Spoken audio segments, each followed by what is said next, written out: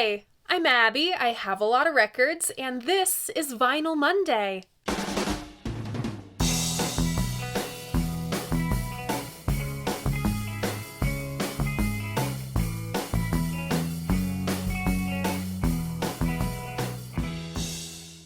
So welcome back, or welcome if this is your first time here. Vinyl Monday is the who, what, when, where, why, and how do I feel about classic albums in my collection. If TV show length episodes aren't your thing, don't worry. I also do Vinyl Monday in 60 seconds here on my channel, over on my Instagram, as well as TikTok. Apologies for the noise, it is very windy outside today. So windy that it ripped the siding off my fucking house! Very briefly before we begin, the new Dolls Pod is up now. Emma graciously allowed me to take a leap of faith with our show, and I wrote our first episode about a group. Britain's first all-female rock group, the Liverbirds. Thank you to my friend Mark for recommending bassist Mary and drummer Sylvia's memoir. The Dolls Pod is available wherever you stream your podcasts, but as always, Apple and Spotify are linked in the description. On to this week's episode. It's not every day that I get to cover a group with a whole genre named after them. This creative madman and his rotating cast of colorful characters cast a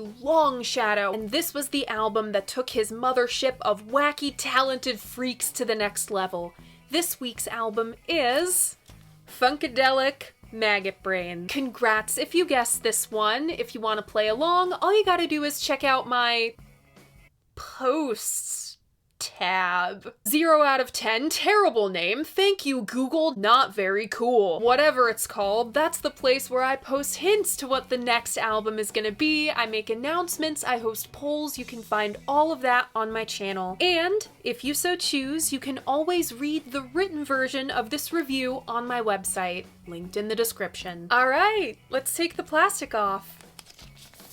So my copy is a repress. This is the European mass market release from 2004. I got that pressing off Discogs because there is no way a show with this budget was affording an original Maggot Brain. This was lucky enough. The Maggot Brain cover comes at an interesting point in funkadelic album cover history. You have America Eats Its Young, sort of a pop art deal, you could say, all the cartoonish stuff like Cosmic Slop, and the photographs before. Now, what do you need for a dirty, grimy funk album? A dirty cover? No. Really. Dirt. The Maggot Brain cover was photographed by Joel Brodsky. He was responsible for The Doors, Strange Days, Stooges' self-titled, Van Morrison's Astral Weeks, among others. Buried in the dirt is Barbara Cheesebro, inaugural cover girl of Black lifestyle and beauty magazine Essence. She also graced the cover of Harper's Bazaar. This wasn't her first time on a funkadelic album cover, but it's certainly the most memorable. It's surreal. When you think about it, it makes you viscerally uncomfortable. Is there even a body under there, or just a disembodied head? Are there maggots in the soil, or are our minds filling them in for us? It preys on our fears. Being buried alive is a very common fear, and it's iconic. Childish Gambino referenced this cover for his magnum opus Awaken My Love, and Hozier's recent concept album about Dante's Inferno added more dirt. After a decade of chemicals, beehives, and wigs, hair trends generally set by white people, it was time for Black people to embrace their natural hair texture. The 1970s were the decade of the natural hair movement, as evidenced by Barbara's beautiful afro. On the back cover, we have stronger lighting and a skull in place of Barbara. The maggots have eaten her alive! The liner notes examine a central concept to the record: fear. Or so I'm told they do. I can't read this for even with my glasses on. It's orange text on a tan background. Normally I'd call this a graphic design fail, but something tells me the text is intentionally obscured because this excerpt was by the Process Church of the Final Judgment. This group was pretty controversial for their alleged ties to the Manson family. Bassist Billy Nelson was not a fan of this being included on the packaging, saying, quote, "That's George, sabotaging us again.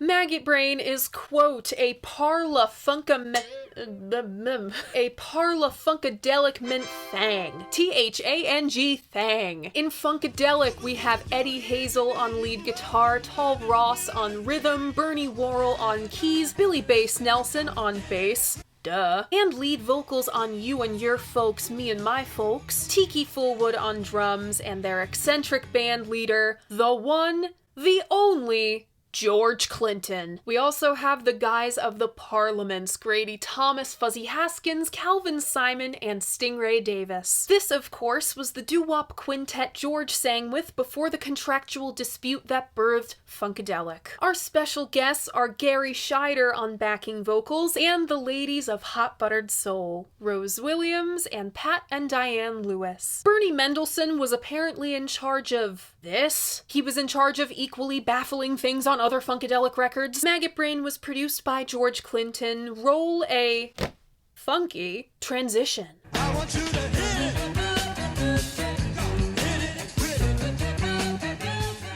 If you were to make a Mount Funkmore, a Mount Rushmore of funk, it would be James Brown, Jimi Hendrix, Sly Stone, and George Clinton. Two men to establish the fundamentals, one to exalt them, and one to tear them all down. While Sly and the Family Stone crossed over, playing Woodstock and having hits on the pop charts. It's 1970, and George Clinton is too damn busy to try to cross over. This was Funkadelic's third record in 2 years, while Parliament was still running as its own group. This Parliament Funkadelic unit had a lot to respond to in its music. On the outside, 1970 was the year the Manson family was put on trial. The media subsequently demonized hippies, or anyone who looked like hippies. The heroin epidemic is taking hold. It hit the black community especially hard. Not to mention the draft targeted poor men, and men of color were disproportionately represented on the front lines. The Kent State shooting back in May turned public perception of the Vietnam War. Opposing the war went from a radical young people's issue to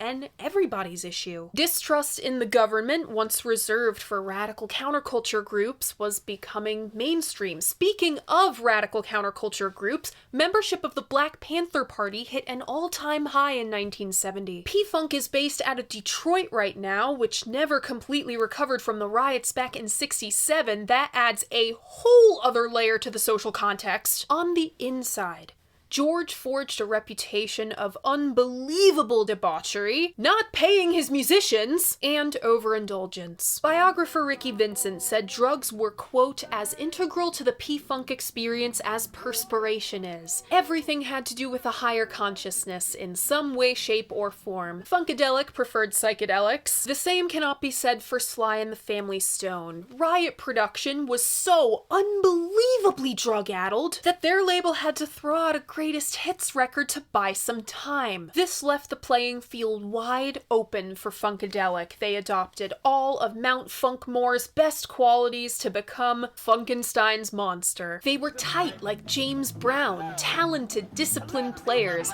They meant business. They had the same energy as Sly, waking up a field of stoned hippies in the middle of the night to scream, "Hi-ya!" There was no time limit on a Funkadelic gig. They kept the party going for hours. And thanks to some unlikely allies, they were about to have the volume of Jimi Hendrix. One fateful night in either Massachusetts or Connecticut, George can't remember, Funkadelic played with Vanilla Fudge. The van carrying Funkadelic's gear crashed, so they say. Billy Bass doesn't seem so sure. Vanilla Fudge were nice enough to loan out their stuff for the night, on the condition Funkadelic didn't destroy it. 'Cause, us being black, we was known to tear up. The Detroit scene was known for causing chaos on stage. Funkadelic shared the bill with the Amboy Dukes, the Stooges, and of course the MC5. These guys, especially the latter two, That's peanut butter. terrorized audiences for hours and were wholly comfortable with trashing their gear. That night was Funkadelic's aha moment. This sound had grit, it had flair, most importantly, it was loud. This was it. But in September of 1970, the vanguard of this technology, Jimi Hendrix, passed away. Rock and rollers asked themselves, how do we honor his legacy? It was easy for Funkadelic, Eddie Hazel in particular, to envision themselves carrying it on. Because in 1969, Jimi Hendrix had formed the B.O.Gs., his first all-black group, with Billy Cox and Buddy Miles on board. They blended rock with funk. It was a natural progression. They may not have been the most disciplined group, but at the dawn of the new decade, they were a possible future of rock and roll. Fuzzboxes, wah-wah, the Octavia, and other pedals were integral to Jimmy's sound. Naturally, Eddie used fuzzboxes and wah-wah too. Meanwhile, Billy Bass is honing in on the proto-metal sound of Critical Punching Bag Blue Cheer. Funkadelic wound up with a potent, unique blend of inspiration. 10, 15, 20-minute jams like Iron Butterfly and the Grateful Dead. In interview with Rick Ross for his podcast, they referred to this as the deepest pocket. It created the illusion of Funkadelic playing the same song for hours. They honored their R&B and Motown roots. While they shared bills with the Stooges and the Five, they also played with the Four Tops and the Temptations. And they referenced the bluesmen George's mother liked, Elmore James and Lightning Hopkins. Quote, I was appreciating them when Jimmy came because I knew that's what he was playing. But when we did Maggot Brain, we knew that we could do rock and roll and blues, doo-wop. They had the artistic freedom to sound this way. Part of why George signed Funkadelic with Westbound was because they allowed damn near complete artistic control. They had an absolutely free approach to recording too. George said, quote, we were playing stuff in the studio that the engineer didn't even want his name on. You turned on a Funkadelic record with earphones on, drumming across your head, panning the foot. We panned everything. You didn't even have to be high to get into that. Funkadelic was recorded in late 1970, early 1971 at United Sound Systems in Detroit. The story everyone knows is that of Eddie's Maggot Brain solo. The details have shifted over the years, but George tells the basic premise in his book. Quote, Eddie and I were in the studio, tripping like crazy, but also trying to focus our emotions. I told him to play like his mother had died, to picture that day, what he would feel, how he would make sense of his life, how he would take a measure of everything that was inside of him and let it out through his guitar. I knew immediately that he understood what I meant. George was a big fan of adding wacky effects in the final mix as opposed to delay pedals while recording, like the delay on Eddie's solo, or the cowbell that seems to multiply in an amoeba-like fashion on Wars of Armageddon. The delay on the former was George echoplexing it back on itself 3 or 4 times. The track listing of Maggot Brain goes as follows.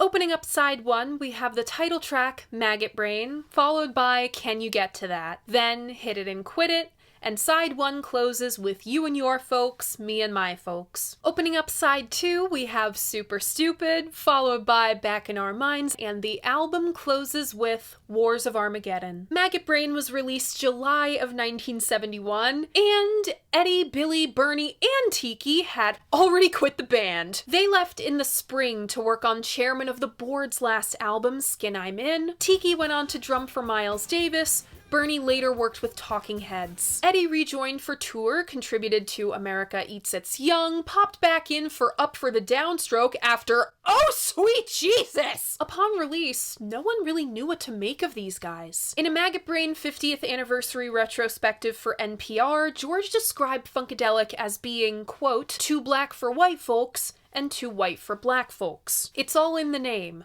Funkadelic, too funk for rock fans, too rock for funk purists. Not to mention, Funkadelic were an all-black group. The Chambers Brothers, Sly and the Family Stone, even Jimmy's most successful group, The Experience, were integrated groups. The industry still favored white artists, or at the very least, groups with white members. Swaths of America were still living in the dark ages as far as race relations were concerned. It's how Pat Boone was able to make a career of covering Little Richard badly. These audiences would rather buy the same record by a white guy. Then there's the music. Dave Thompson said, quote, if anybody ever asks why it took until 1978 I honestly think he meant to say 1975, Give Up the Funk was 75. For P-Funk to translate their live superstardom into dance floor superiority, there is only one thing that needs to be said to them. Maggot Brain. But take everything this guy says with a grain of salt. He calls disco a, quote, primarily white movement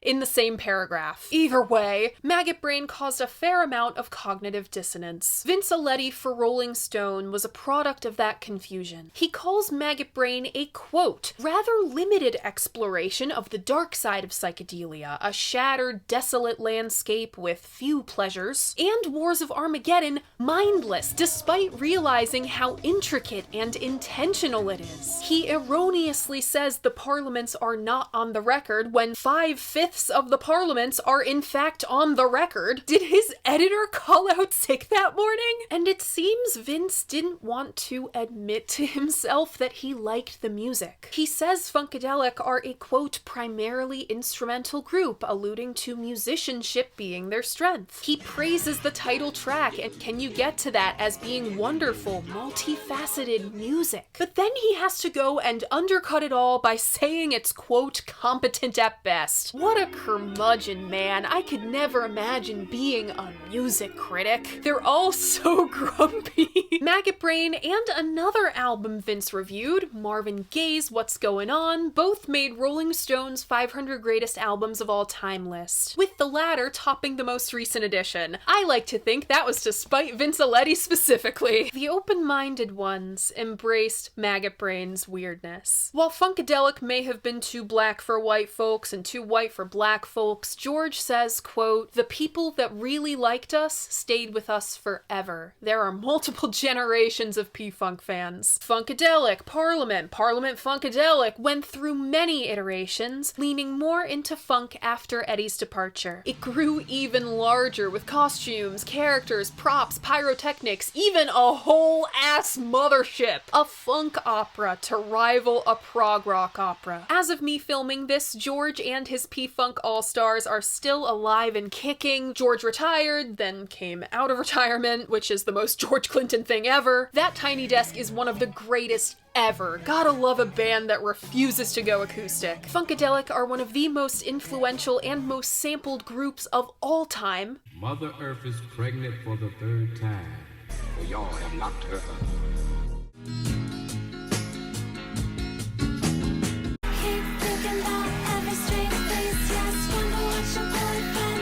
I want you to hit it.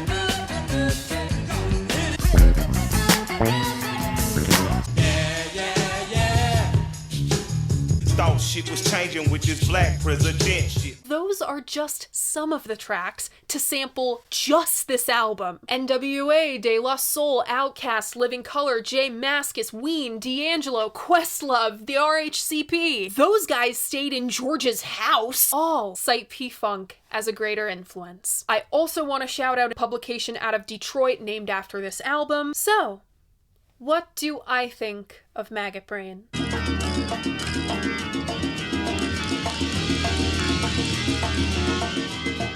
Going in, I had no idea how expansive the P-Funkiverse was. A lot of very talented guys and gals have boarded the mothership over the years. The clear MVPs of Maggot Brain are the unbelievably talented Bernie Worrell and the late, great Eddie Hazel. 42 is far too soon. I really wish he'd gotten to reform BOGs like he was planning to. Funkadelic was no stranger to the spoken word introduction and freaky sci-fi sound effects. Your mind and your ass will follow. The 10-minute introductions off the first two records were playful, zany, involving the whole band. This one is solitary and dead serious. A Rare Earth-esque crack bounces off invisible walls before the voice of all-powerful funk god George Clinton emerges. He has an ominous message for us Earthlings. Mother Earth is pregnant for the third time, for y'all have knocked her up. I have tasted the maggots in the mind of the universe. I was not offended, for I knew I had to rise above it all. or drown in my own shit. The iconic funkadelic stream of consciousness quips came from the drugs. George has said as much. That's how we got this opening monologue. George dropped some Sid and just stood in front of the mic. And I mean right in front of the mic. Despite George panning himself all the way to the right and putting crazy delay on, you can still hear feedback and ambient buzz of shoving a lot of equipment into a little space. He feels close, but far away. According to the man himself, tasting the maggots in the mind of the universe meant, quote, all of it. The lack of self-knowledge outlined in Free Your Mind, the consumerism and short-sightedness in Eulogy and Light. Now that we know the meaning of tasting the maggots, let's do some lyrical analysis on the rest. Mother Earth is pregnant for the third time. What were the first two pregnancies? One was the human race. Maybe the one before was life itself, the primordial soup that everything, humans, animals, and maggots, evolved out of. For y'all have knocked her up, well, that speaks for itself. We may not have intended for this outcome, but actions have consequences. Humans created terrible things, greed, pride, and fear with which to destroy each other. What do maggots do?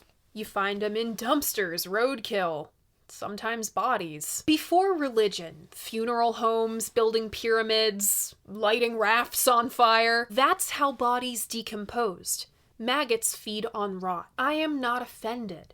Giving this is experienced tripper George talking, it's safe to say this is a product of ego death, realizing the universe doesn't center around man like we've always been taught. No man is infallible, even George indulged in his earthly delights. Had to rise above it all or drown in my own shit. Fantastic line. Setting it all aside, greed, lack of self-awareness, fear, your ego, or else you'll be your own undoing. It sets the stage for Eddie's pulsing, dramatic 10-minute solo. This was originally a full band track, but quite frankly, Eddie shredded so hard that George mixed the rest of the guys out of it. Gary Scheider said, quote, "Maggot Brain is a brother crying his soul out. Maggot Brain is a state of mind to get you out of heroin. The rhythm part is minors against majors, an uneasy lullaby while Eddie embarks on his cosmic adventure. Considering the meaning of the opening monologue, Maggot Brain could be mourning the death of the happy humanist 60s. In sound, it eulogizes the decade's ultimate cosmic man, Jimi Hendrix. Sure, Eddie's tone, reverb, note placement, and use of feedback all invoke Jimi, but the strongest call to him is in the subtlest of details. We hail Jimi's solos to the high heavens. He was an intuitive, expressive soloist. Eddie is a bit more reserved on Maggot Brain, but no less expressive. In feeling, he traverses loneliness, sorrow, a tinge of bitterness. What made Jimi remarkable was how different his approach to rhythm was. Expression is all about the contrast. You don't just hit every letter of the word with the same inflection. 7 minutes in, Eddie tremolo picks these double stops in G and B before returning to the core solo. That has Jimi written all over it. It's the tonal shift, the moment hope is found in hopelessness. It sets the tone for the rest of the record, existing in spite of it all. Further bolstering this death of the 60s interpretation is Can You Get to That, about the widespread disillusionment felt after Peace and Love flopped. It begins reminiscing on that detachment from the self in favor of the collective that the hippies were all about. I once had a life, or rather, life had me. The repeated Can You Get to That invokes the iconic 60s catchphrase, Can you dig it? The 70s were a return to the I after so much we. I was one among many, or at least I seemed to be. A whole generation mourned the lost potential. They felt used, paranoid, questioning each other's and their own intentions. I recollect with mixed emotions the good times we used to have, but you were making preparations for the coming separation and blew everything we had. That's the saddest thing about the death of the hippies. These kids pointed the finger at each other instead of pointing it at the man, or realizing their movement failed because they had no plan. Can You Get to That is a rewrite of an earlier Parliament song, What You Been Growing. I once had a girl forever, she had me. I once had a life forever, life had me. One line in particular modernizes the track.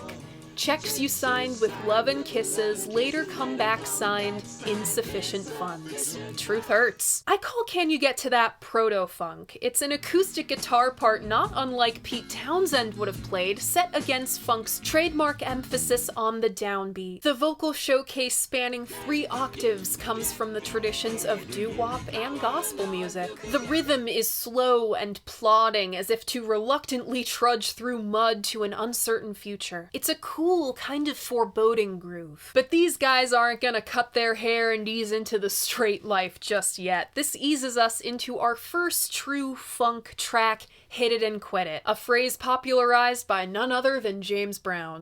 Can we hit it like that one more time? One more time. Let's hit it and quit. There are still heavy ties to psych rock. Bernie's keys mess around with swaths of Richie Blackmore deep purple organ, playing an energetic solo that wouldn't be out of place on Hush. Eddie whips out his first truly searing solo, stretched out with plenty of reverb. When he plays on his own, his style is more sensitive. When he's locked into the band, though, it's flashy, loud, and confident. It proves how adaptable a player he was, and that's really the best tool you can have in your guitarist toolbox. Hit It and Quit It begins with fat, rubbery wah-wah guitar, the staid course of the song, and the keys before building into an extravaganza. If you pay attention, you can pick up on evidence of studio wizardry. You can hear Tiki's drums mixed way down through Eddie and Bernie's intro before an extra beat is spliced in before the groove takes over. As far as lyrics go, it's funk as funk can get. At its very core, Hit It and Quit It is a song about moving your body, shaking it to the east, subsequently shaking it to the west. The syncopation encourages that.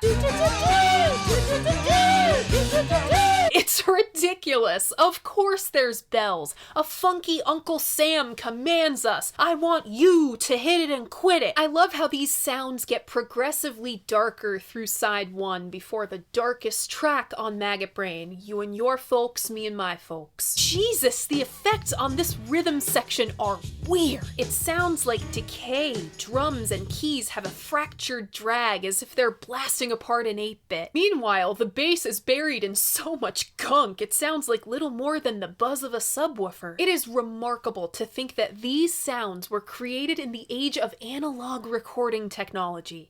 They're so digital. Eddie fights to be heard, trying in vain to inject some life force into all this, but failing to cut through the curtain. This song sounds dead, but in a really cool way. And Eddie is the consciousness screaming for life. Bernie sounds like he's fighting against the music too, fending off dissonant chords. These are interesting sounds to backdrop the lyrics that say, hey, maybe the 60s ideal of, come on people round, smile on your brother, everybody get together, trying to love one another right now, man, had some merit. This acknowledgement isn't stale or flowery. Funk is about the power of the human voice. Everyone gets a turn on the mic. Funkadelic had no designated frontman. Billy absolutely kills this lead vocal. He sounds like he could be at a podium shouting himself hoarse, hey, you want peace?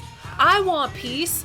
They want peace, and the kids need peace. But as long as the rich are getting richer and the poor are getting poorer, Billy says, there won't be no peace. Hot Buttered Soul and Company respond, yeah, we all want peace. When they precisely hit every syllable of, if you and your folks like me and my folks, and me and my folks like you and your folks, it makes an infectious head-bobbing subgroove. Unfortunately, the bridge warning that hate is the greatest divider feels pretty preachy, set against a key change. I don't know how they could have remedied this, because the key change is kind of needed as far as the song structure goes to kind of set you back into that original groove. Opening up side 2 is this electric burst of energy called Super Stupid. The narrator thinks he's doing cocaine when it's really heroin. According to Bernie's book and Harvey McGee, this actually happened to Eddie, which makes it so funny that he's singing this. He's calling himself a dumbass. It's not the lyrics taking up space though. Eddie kind of trails off after It's the music that takes space, which is good because it feels like a roller coaster. It feels like the one and only time the hard stuff is good. After this, it's hell. This is the first time a Maggot Brain composition has allowed us to hear what Eddie and Tall's interplay as lead and backing guitarists sound like. For the first half of the song, Eddie clearly references Jimmy's rhythm lead hybrid as Tall plays straight rhythm. After Eddie's circus keys creeping up on us, Eddie launches into a solo that has us gripping the safety bar. Tall does not worship the altar of the original riff, he forges a new one. A song as wild, heavy, and charismatic as Super Stupid makes me think this is it! This is what Hendrix was trying to do with Ladyland, but the technology didn't exist yet. These guys' fervor pushes the song into gear. You'll notice the beginning is much slower than the end. There is no metronome. This is what happens when players feel each other. They hop on the wavelength and ride it fast. Back in our minds again. Are we sure about that? Drunken percussion, a stone beat, and whoopy vocal delivery. There's a reason most publications artfully avoid spotlighting Back in Our Minds Again. It's because it's only funny for about 30 seconds. Get it, Spaced Cowboy isn't that much better, but at least Sly lying on his back yodeling into the mic is consistently funny. The one and only thing I see eye to eye on with Vinceletty is the point that funk for funk's sake isn't very good. Back in Our Minds Again, though, is proof that funk for no sake is even worse. Closing out the record is Wars of Armageddon. What in the whole grain hell is happening here? This is completely and totally berserk, like Monster Magnet levels of berserk, toilet humor sound effects and all. You have to wonder what the thought process was that led to George transforming a 9-minute jam into a cartoony apocalyptic sound collage. Armageddon starts and ends with an explosion. While I think it would be more effective if it just ended with an explosion, this way we kind of get to hear all the things that led up to the moment of the blast and a little bit after. Lucky for us, a whole lot happens before the blast. The cowbell and straight percussive keys create an anxious bass for Tiki to fire away on top of. We pass through all these scenes, a baby crying, which turns into a meowing cat, which turns into someone yelling to shut that damn cat up. It's like running to catch the bus and hearing our neighbors' lives from their open windows. This mad dash is interrupted by air raid sirens and protesters demanding freedom now. This piece is absolutely crazy over a surround sound system or with headphones. Eddie zooms around us while the cowbell slowly decays. We're diverted to an airport, or maybe that was where we were rushing the whole time. Muddled intercom voices pre-on the run. Then we hear the gentle roar of takeoff. Whether in a plane or rocket to escape the end of the world, I'm not sure. It feels like we're in the Wizard of Oz tornado and things are flying past us. A train crossing, a fat lady, a cuckoo clock, even a damn cow as the earth is scrambled up. We seem to hear the chilling screams of the cover girl, a chilling addition to the flight. It's fitting for this cacophony to be stopped by a nuclear blast. But in keeping with George's sense of humor, someone's managed to sleep through the literal, actual end of the world, coming to with a sleepy, "God damn!" Then a heartbeat and a quick burst of music. Though it may be Armageddon for humans, it's not the end for the planet. It'll look different, but new life will emerge. Death and life are central to Maggot Brain. Though its title track is technically a eulogy, it sounds green. It feels like the birth of a new star. That star expands through side 1, adding more players to its orbit, contracts through side 2, and bursts apart on Wars of Armageddon, starting the cycle over again. Of the two iconic funk albums to come from 1971, it's ironic that the one with Riot in the title is the album of decay, and the album titled After Creatures That Eat Rot is so full of life. Donald Glover said, quote, "There's something about that 70s black music that felt like they were trying to start a revolution. It's a vibrant album, bursting with personality, not so much in spite of it all, as to spite it all specifically." Maggot Brain was born from a place in time in which simply existing was an act of resistance. On the album, in their own freaky and special way, say, Funkadelic questioned if America was still on track or if the ideals of the hippie movement have gone up in smoke. Their answer? Man, party amongst the wreckage until they condemn the place. Shine while you can. It's your right as a human with a booty to shake. It was Funkadelic's right to make this groovy, vibrant, wild, genre-busting experience. Is it soul? Is it funk? Is it rock and roll? What is soul? I don't know. What is funk or rock and roll? Maggot Brain challenges us to find that point where one genre ends and the other begins. If there is that point at all. My personal favorites off this one are the title track, Can You Get to That, Hit It and Quit It, and Super Stupid. Remember, if you want to keep up with all of my favorites from all of the Vinyl Mondays, I have a Spotify playlist linked in my description. I update it every week. And that's it! That's Maggot Brain. I'm sorry to say that one of the episodes I've mentioned most in this one will likely never see the light of day again. I'll see what I can do about it, but don't expect the What's Going On episode to come back because I would have to cut huge chunks out of it. Such is YouTube. But what do you think of this album? What do you think of Funkadelic? Leave a comment letting me know. I love hearing what you guys have to say about albums that I love. And remember, despite what some guy on the internet tells you, your opinion matters. If you like what I do here, you should like this video and subscribe to my channel. I post new episodes of Vinyl Monday, Monday mornings at 11, and a new episode of the Dolls podcast every other Friday at noon. Thank you so much for watching, and I'll see you guys next week. Bye!